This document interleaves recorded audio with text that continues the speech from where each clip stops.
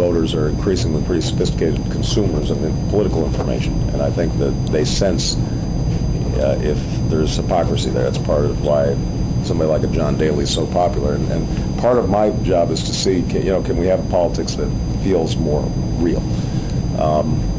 Third thing, or the fourth thing, is I thought that I could bring in new people in the process that's connected to the younger voters, but it's not just younger voters. I take some credit for the fact that we are attracting, for the fact that in the Democratic primary in not just Iowa, but also New Hampshire and Nevada, we've seen an explosion in turnout. A lot of those new voters are my voters. They're people who've been disaffected from the process, but are getting involved. And I thought what was interesting about Nevada was, if you looked, we lost the popular vote basically in Clark County, Las Vegas area, where Hillary was able to capture a sizable, a larger margin of traditional Democratic voters. But in rural areas like Elko, Nevada, in northern Nevada, or Reno, we were winning by 30 points, 10 points, getting independents and Republicans who Democrats haven't been reaching out to or haven't been able to successfully persuade to be part of a broader coalition.